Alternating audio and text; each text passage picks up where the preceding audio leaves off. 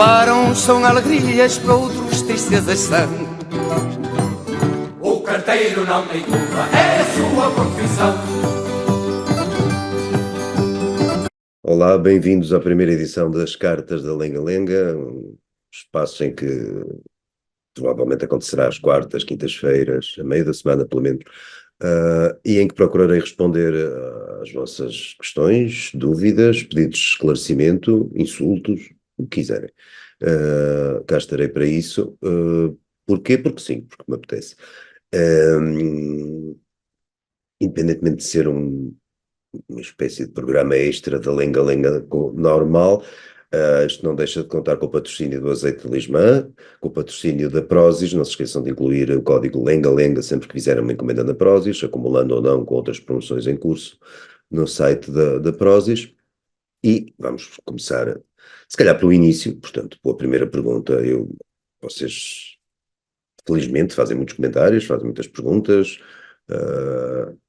algumas eu não sei responder, outras tentarei. De qualquer maneira, estou limitado. Acho que ninguém ia querer que eu respondesse aqui, só o último vídeo teve 200 e tal comentários, ninguém ia querer que eu estivesse aqui 8 ou 9 horas a falar a comentar ou a responder a 200 e tal comentários. É capaz de ser ligeiramente aborrecido. Portanto, para isto ficar uma coisa viável, sintética, humana até, escolhi 6, 7, 8 questões e tentarei respondê-las ou comentá-las da forma mais sucinta possível. A primeira questão não é bem uma questão, é um comentário do José Lemos 9989, que diz que, acho que está a falar de mim e do programa, não é? Que a azia ao Chega é notada aqui na Lenga-Lenga, daí o meu polegar para baixo. Ora bem, não tenho azia nenhuma para com o Chega, especialmente. Não sou militante, não sou eleitor, não sou sócio, acho que não existe nos partidos, mas não tenho também nenhuma predileção especial pelo Chega, mas azia de certeza que não. Ao que vejo por aí, devo ser das pessoas, aí no comentário mais ou menos público que há em Portugal, deve ser das pessoas menos contrárias ao Chega, ou menos radicalmente contrárias ao Chega. Nós vemos a maior parte das pessoas que fazem comentário em Portugal, tudo que cheira a Chega já está a ser arrasado, ou seja, sei lá, alguém do Chega vai falar e já é arrasado antes de ter começado a falar. Depois de ter falado nem vale a pena dizer nada. Às vezes com razão, muitas vezes sem razão. E de qualquer maneira, o que eu gostaria até de ver que o escrutínio que é dedicado ao Chega por muitos dos nossos comentadores e jornalistas fosse dedicado também aos outros partidos. Eu não vejo no Chega nenhuma espécie de redenção da pátria, lamento. Agora também não vejo isso em mais partido nenhum. E gostaria sobretudo que o escrutínio, para além de ser aplicado por igual a todos os partidos, que houvesse uma antipatia particular ou uma desconfiança particular sobre partidos que, a meu ver, são mais antidemocráticos que o Chega. Não me parece que o Chega, estou a citar sem querer o Pedro Passos Coelho, mas não me parece que o Chega seja um partido particularmente antidemocrático, mas temos em Portugal, inclusive com representação parlamentar, partidos que são antidemocráticos. Temos neste momento 3, já para não falar de algumas alas do PS que não andam longe do atual PS, mas temos o LIVRE, temos o Bloco de Esquerda, temos o PCP, que são partidos que, se pudessem, se mandassem, se dispusessem das nossas vidas da forma de maneira incondicional, com certeza não aplicariam sobre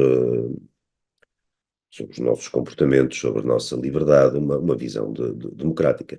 E não vejo, em relação a esses partidos, nem por sombras, uma fraçãozinha da desconfiança, da antipatia, do escrutínio que são dedicados ao Chega.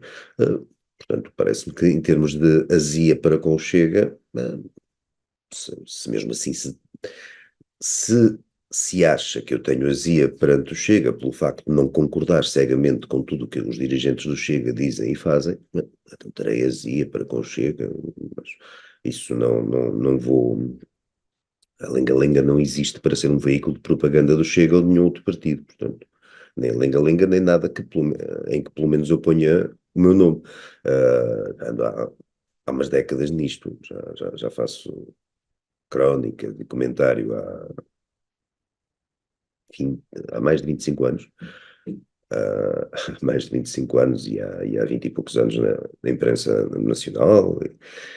E felizmente consegui escapar sempre de ser regimentado por qualquer partido ou por qualquer secção de um partido ou coisa do género. Portanto, também não serei pelo Chega, com certeza. E, aliás, julgo que é por isso que vocês estão neste momento aqui a olhar para isto, senão provavelmente não estavam. Se quiserem ver alguém defender o Chega ou defender outro partido qualquer, não faltam para aí canais e no YouTube, fora do YouTube, nos jornais, nas televisões, de gente que está nitidamente e mais ou menos assumidamente, nem sempre ao serviço de certos partidos. Portanto, quem quiser seguir essas pessoas, e muitos querem, é livre disso. A segunda questão, peço desculpa que isto não está assim propriamente afinado, é uma questão do Pedro Gaspar 8594, que, para além de agradecer a excelente menção a Samora Correia, eu, pelos vistos, fiz a lenga-lenga passada, mas foi fortuita, citei uma localidade qualquer, ao calhas, faz uma questão mesmo, faz uma pergunta para eu comentar. Tendo em conta as promessas eleitorais da AD, acha que estão a cumprir as promessas que fizeram, relembro os médicos de família para a população, IRS, IRC, plano para as urgências, etc. Acha que estão a cumprir minimamente o prometido? A resposta é não sei. Ainda não sei, ainda não temos tempo, eu pelo menos não consigo ainda perceber até que ponto as promessas serão cumpridas. Provavelmente algumas serão, como estamos a ver agora, por exemplo, no caso dos professores, da reposição do tempo de serviços dos professores, algumas serão cumpridas, outras promessas, no caso da saúde, a coisa ainda está muito embrionária, como se diz. Portanto, ainda não tenho, no caso dos impostos, não parece que a alteração para já tenha sido de monta, está lá ao princípio, ok? Mas não me parece que a alteração seja suficiente para sairmos às ruas a festejar, seja o que for. Agora, o que noto, para já, a coisa que mais me agradou do novo poder político, da nova tentativa de poder político, porque não tem tido assim um poder por aí além, questões parlamentares e que já conhecemos, mas aquilo que mais me agradou nem foi nenhuma decisão política propriamente dita, foi aquilo de que falei no vídeo passado, foi a atitude, por exemplo, do José Pedro Aguiar, do Dr. José Pedro Aguiar Branco, enquanto Presidente da Assembleia da República, na defesa inequívoca da liberdade dos deputados, no caso, mas os deputados são os nossos representantes ali, e ao defender-se a liberdade dos deputados, está-se a defender a liberdade dos portugueses, por maioria de razão. E isso foi aquilo que mais me agradou até agora neste pouco tempo de governo, que não tem tido grande possibilidade de governar por aí além, não tem tido uma possibilidade por aí além de governar, queria dizer. Portanto, não, por medidas políticas, ou se é para avaliar as medidas políticas, não arrisco ainda. Não, mesmo esta questão dos professores parece-me positiva, parece-me pelo menos,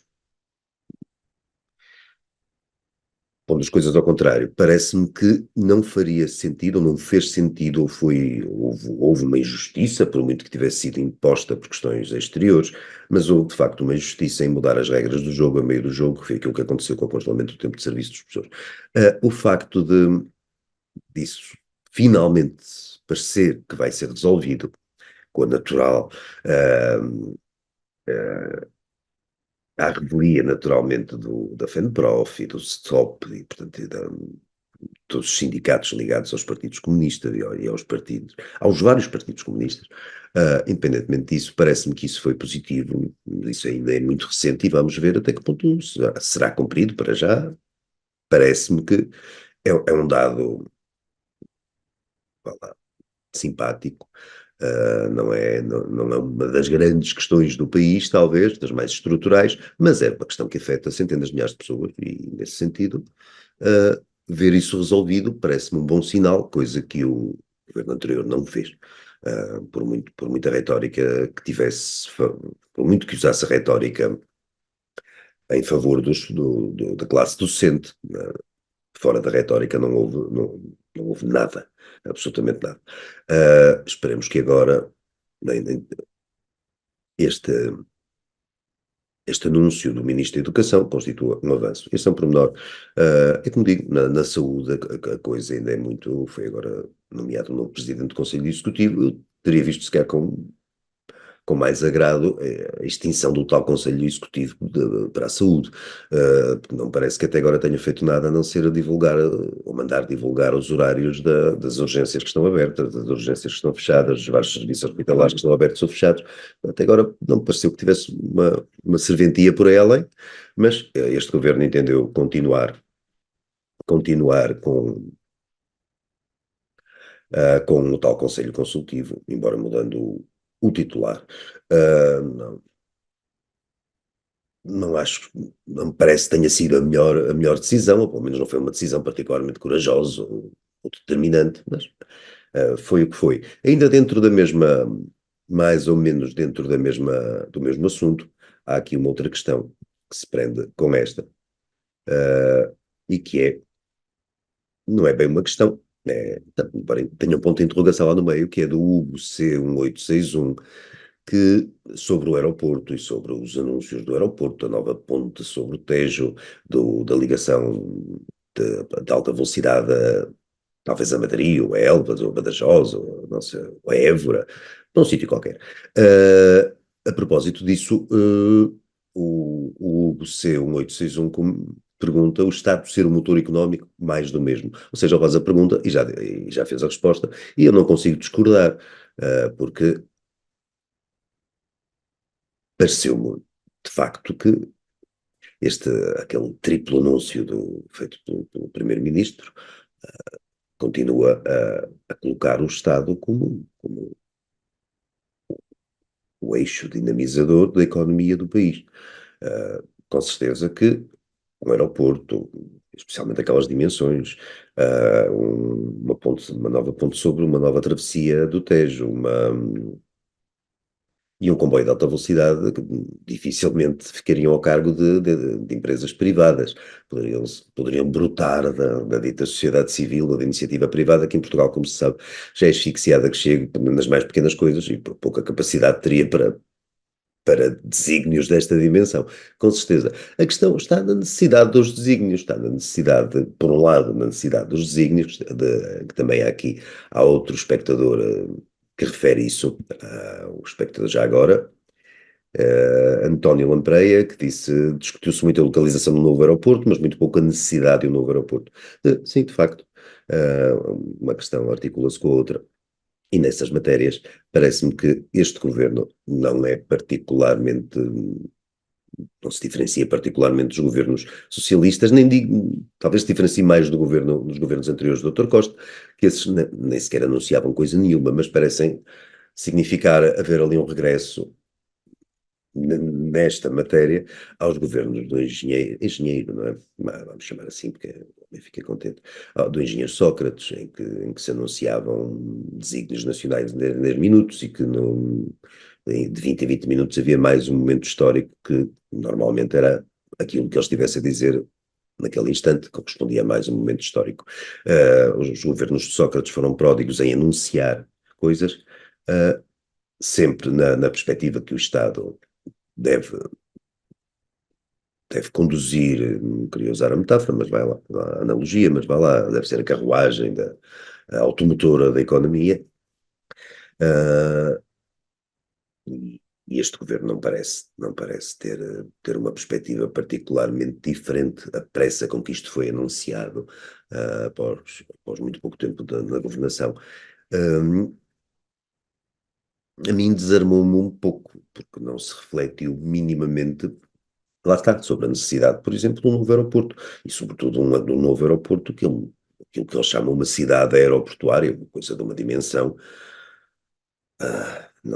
claro que não é inédita, mas, porque há muitos aeroportos grandes hoje em dia, mas é um aeroporto pensado para 100 milhões de passageiros, 100 milhões de passageiros, ou seja, daqui a 26 anos eles estão a contar, acho que são para 2050, eles estão a contar que Lisboa tenha um fluxo de 100 milhões de passageiros por ano. Lisboa tem 30 e tal milhões neste momento. 100 milhões de passageiros, não há nenhum aeroporto do mundo tenha, a não ser o de Atlanta, que é o hub da Delta Airlines, que é a primeira ou a segunda maior companhia aérea do mundo, e quase todas as escalas da Delta passam por ali, e aquilo é realmente muito agitado, mas de resto o segundo aeroporto do mundo com mais passageiros, que será provavelmente nos Estados Unidos, ou eventualmente na China, mas os segundos, os terceiros, os quartos aeroportos por ali, andam à volta dos 80 milhões.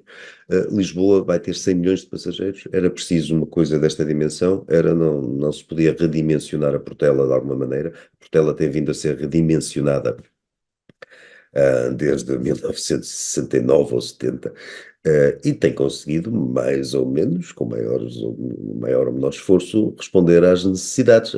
Ou seja, em 50 e tal anos, a Portela passou de 2 milhões de passageiros para 36 ou 30, 35, 38 milhões de passageiros. E, portanto, quando tinha 2 milhões, já se pensava que a Portela não chegava. Já vai nos 30 e tal milhões e tem chegado. Não digo que continuasse a chegar, ou que fosse, sobretudo nas próximas décadas, é possível que não. Agora, mas também não vi ninguém sequer discutir isso, porque dizerem que a Portela não chega, já se diz há 50 anos, e a Portela, como se vê, tem chegado. Se não chegaria para as próximas décadas, é possível que não, mas também seria absolutamente necessário que a alternativa à Portela, ou a forma de responder às necessidades crescentes da Portela, implicaria a construção da cidade aeroportuária, de uma coisa megalómana. Tenho as minhas dúvidas. E nisso, mais uma vez, agora, tudo isto começou para pedir-me um comentário sobre o desempenho do atual governo, do governo da AD, e nessa matéria não consigo estar muito exultante. Preferia ver um governo, especialmente dada a situação do país, e dado o país, a situação que não é especialmente circunstancial, é uma situação crónica do país, é uma situação que vivemos sempre em relativa penúria. Custa-me um bocadinho ver estes anúncios, estes gastos, estas promessas de milhares de milhões que o contribuinte nunca terá que pagar absolutamente nada. E depois sabemos como estas histórias começam e sabemos como as histórias acabam. Uh, Mesmo que os anúncios não correspondam depois a uma concretização na prática, como já tem acontecido, o contribuinte acaba sempre por pagar. Se os anúncios corresponderem à prática, forem mesmo concretizados, nem é bom pensar naquilo que teremos de pagar, por muito que o governo nos garanta que não. Pronto. Sobre isto, é isto. Mais uma questão. Pergunta o Francisco Paias 3720, por que não leva aí o senhor Tanger Correia e argumenta essas coisas com ele para que todos fiquemos informados? Assim ficamos a saber o mesmo. Ou seja, não sabemos onde fica o discurso de ódio. Não sei exatamente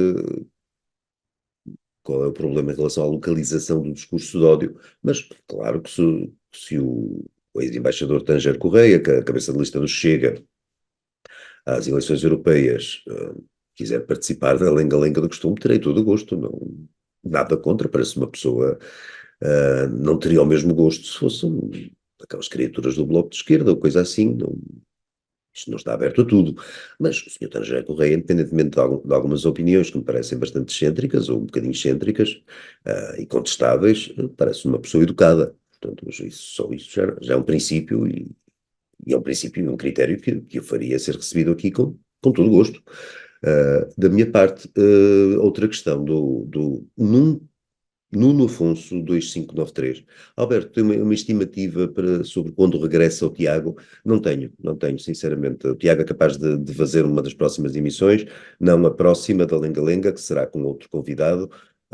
O Tiago é capaz de voltar ocasionalmente ou esporadicamente aqui à Lenga-Lenga nos próximos tempos, mas voltar à sua participação regular, como aconteceu durante anos, não está nada previsto, porque o Tiago neste momento tem outros projetos que lhe estão a dar bastante trabalho e não consegue acumular tudo. Mas uma aparição ou outra na Lenga-Lenga é muito provável, mais de provável até que aconteça um dia destes. Mais questões. Ora, as outras questões são todas sobre ainda o Lenga-Lenga de há, de há alguns dias, não o mais recente, o penúltimo Lenga-Lenga, mas eu fiz questão de as incluir aqui. Diz o MIJAPTT, ele ele ou ela não definiram os pronomes, portanto eu não sei qual o género em questão, mas independentemente do género, a pessoa em causa diz, toda a gente sabe que ser antisionista não é ser antissemita, mas querendo dar pauta para lenga-lengas destas, estou fora. Que pena ter aberto esta brecha, não precisava. Mas gostava, portanto, eu abri uma brecha ao fazer equivaler o anti-sionismo ao antissemitismo. Não é exatamente a mesma coisa de facto, não é? Mas quando as pessoas que reproduzem um discurso anti-sionista, ou que se dizem claramente, como muitas o fazem, anti-sionistas, quando isso acontece, a distância para o antissemitismo é muito curta. Eu estou a presumir que essas pessoas sabem do que estão a falar, que as pessoas sabem o que é que quer dizer sionismo e o que é, portanto, o anti-sionismo. Ora, o sionismo é um movimento que na acessão moderna, aconteceu na segunda metade do século XIX, um movimento em que, dado o longo acumulado de perseguições e pogroms e massacres que acontecia, sobretudo na Europa, mas não só na Europa, que acontecia aos judeus, que foram acontecendo ao longo dos séculos aos judeus. Uh, um judeu em particular, foi ele a única pessoa a falar do assunto, mas foi o nome que ficou mais célebre, um senhor chamado Theodor Herzl, criou, divulgou, propagandeou a ideia do sionismo, ou seja, o regresso dos judeus à sua terra mítica de origem, ao Zion, ao Sião original. E nesse sentido, é nesse sentido que se deve interpretar a palavra sionista. Sionista é um movimento que defende o direito de os judeus poderem ter uma pátria, poderem ter uma terra. Não é uma terra vasta, é um país pequenino, é um país que quando começou, e só foi, ainda era bastante mais pequenino e só foi aumentando em função das reações da criação de zonas de transição e de defesa em reação a sucessivos ataques dos países vizinhos e das forças de forças hostis vizinhas. Portanto, Israel começou como um país muito pequenino e, embora hoje não sendo tão pequenino, continua a ser um país bastante pequeno, um pequeno território em que cabem lá alguns milhões de pessoas que, na sua maioria, são judeus. Isto, pelos vistos, não cai bem em muita gente que convive impecavelmente com o facto de haver, por exemplo, áreas milhares de vezes superiores a Israel, com populações milhares de vezes superiores a Israel, e que e que são nações assumidamente, formalmente, de forma bastante mais formal do que Israel, muçulmanas, submetidas ou observantes do Islão. E isto não parece incomodar praticamente ninguém, não há nenhum problema que uma boa parte do planeta ou das nações do planeta sejam uma parte significativa, considerável, sejam, por exemplo, nações islâmicas. Não há nenhum problema que a Índia seja, por exemplo, que é um subcontinente, é um território enorme, com uma população também bastante considerável, acima dos 1.000 milhões, que seja um país hindu, ou sobretudo hindu. Não há um problema que os países do Ocidente, na sua maioria, se definam como países com tradição cristã.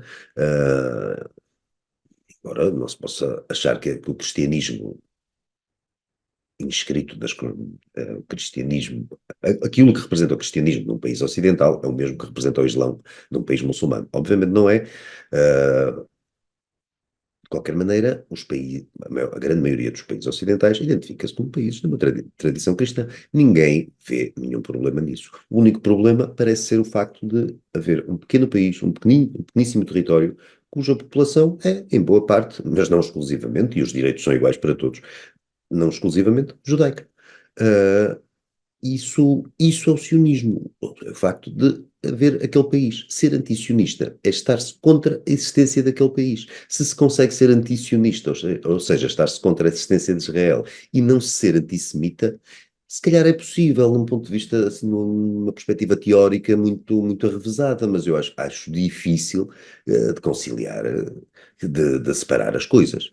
Acho, acho que as coisas, se uma pessoa que não se importa com a existência de nenhuma nação do mundo em que haja uma religião preponderante, a não ser com a de Israel, e a não ser, não se importa com o número de cristãos, muçulmanos, budistas, disto, aquilo, animistas que existam noutro país qualquer, e só se importa em particular com a população maioritariamente judaica que existe num território tão pequenino quanto Israel, se essa pessoa não é antissemita, está lá muito perto, porque as suas preocupações são muito focadas, são muito orientadas. Também diz, mantendo o mesmo tema, diz o camarada do bem, diz que a família Rothschild, ou Rothschild, também é uma teoria da conspiração, depois põe muitas carinhas, aqueles emojis a rirem-se muito. Ai, Alberto, Alberto. Alberto sou eu. E sim, a família Rothschild, claro que também tem sido personagem de muitas teorias da conspiração. Primeiro, a família Rothschild não é exatamente um monolito com as mesmas opiniões, aquelas pessoas, a família é vasta e já dura há uns tempos, e não tem exatamente a mesma posição que eu saiba sobre assunto nenhum, sobre tema nenhum, e um deles é a questão de Israel. Já houve Rothschilds ou Rothschilds, mas Rothschild será mais adequado. Já houve Rothschilds que eram bastante avessos até à ideia de Israel, mas sobretudo a certas políticas de Israel e a uma série de outras questões ligadas à fundação e à estruturação e ao desenvolvimento de Israel enquanto país, enquanto local de abrigo dos judeus. Portanto, não há nenhuma isto na relação entre a família Rothschild e Israel. Em relação à família Rothschild, enquanto os senhores do mundo que puxam os cordelinhos e que nós, marionetas, obedecemos, nós, marionetas, mas não senhores como o camarada do bem, que vê as coisas mais longe e não se deixa manipular com facilidade com que nós nos deixamos, é evidente que a família Rothschild manda nisto tudo. Quando não é a família Rothschild, é o Jorge Soros. Quando é o Jorge Soros, será outra individualidade qualquer. Isto vem tudo no decorrer daquele, acho que falei aqui na altura dos protocolos dos sábios do Sião, que foi um livro, uma fraude que pretendeu e conseguiu espalhar um boato de que o livro pretendia representar o plano dos judeus para, para dominar o mundo. Foi feito por um alemão qualquer, que não ficou exatamente para a história, cujo nome não ficou exatamente para a história, a referência sim, e a sua infeliz obra também, mas isso criou descendência, e uma dessa descendência foi bastante funesta, como por exemplo o nazismo, ou seja, a influência dos protocolos dos sábios do Sião, o documento falso, que provava que os judeus tinham uma teoria para dominar o mundo, tinham uma conspiração para dominar o mundo. Isso teve descendência e continua muita gente a acreditar que isso acontece. Ora, não. Como qualquer família poderosa, acredito que a família Rothschild mexe os cordelinhos necessários para manter o seu poder e dentro da família haverá outras tantas guerras entre os seus respectivos membros em disputas de poder internas e como em qualquer família ou em qualquer circunstância, em qualquer contexto de poder, ou em que o poder existe e pode ser, e está a ser disputado. Agora, haver uma família que domina o mundo, 10 famílias que dominam o mundo e que um mundo cujos habitantes não se apercebem nada disso, a não ser por uma dúzia ou duas de iluminados, conseguiram perceber o que é que está a acontecer e tentam avisar em vão as massas para o que está a acontecer, para essa conspiração global. Não, não, isso é antissemitismo clássico, no caso de Rothschild, é o antissemitismo clássico a funcionar.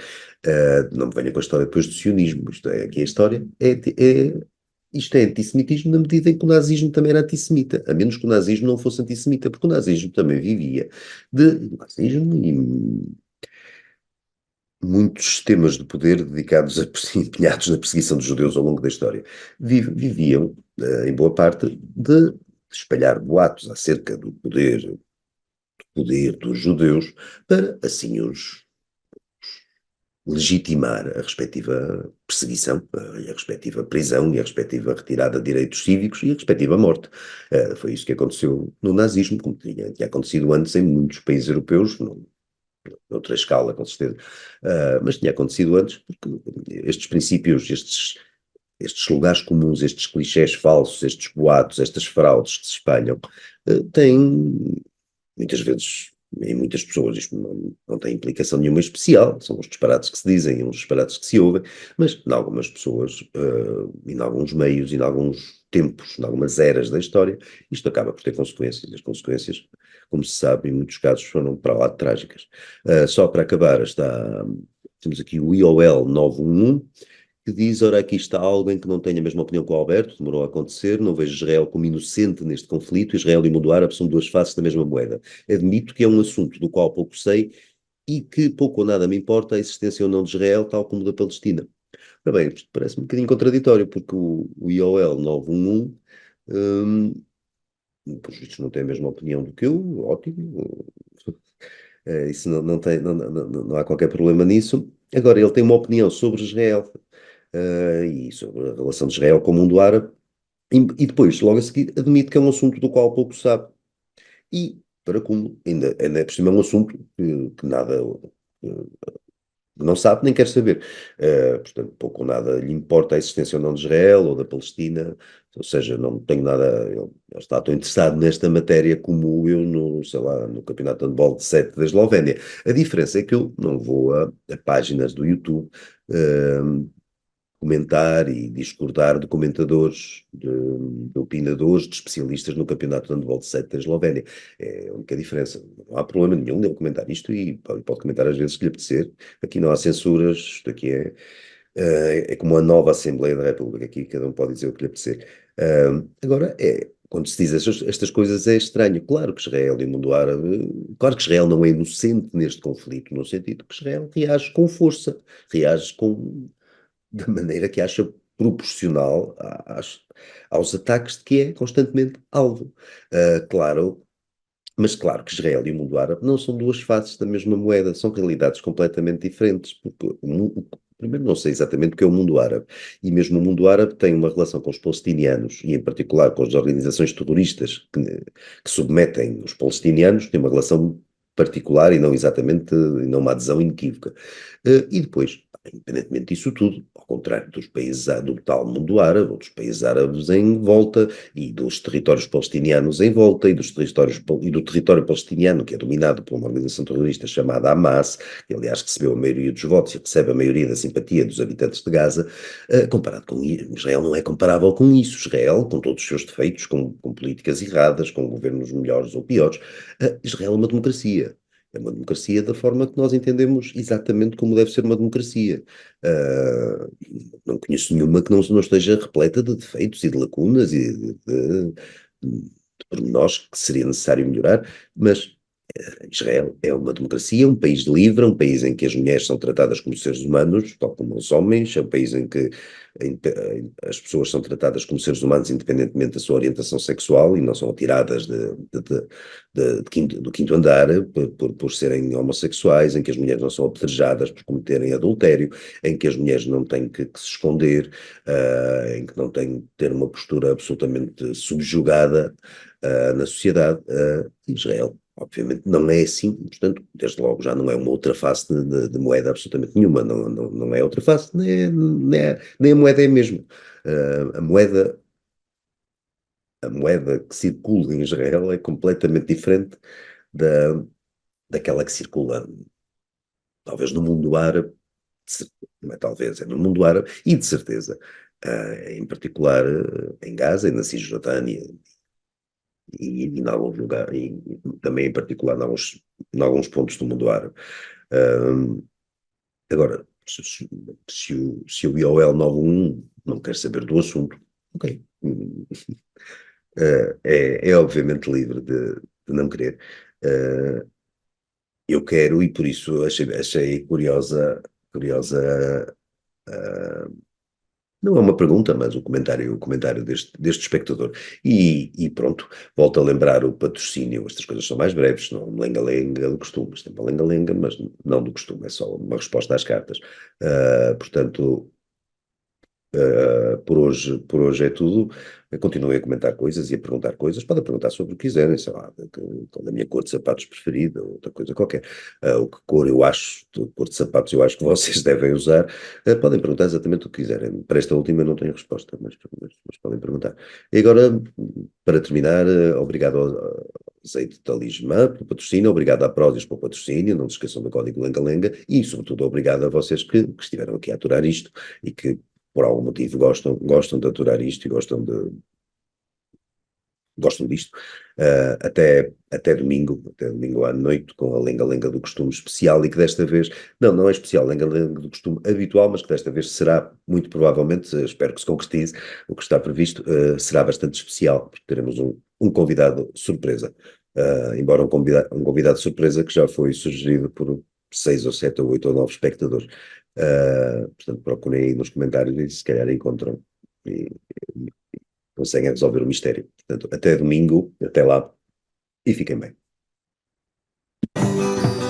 Para uns são alegrias, para outros tristezas são. O carteiro não tem culpa, é a sua profissão.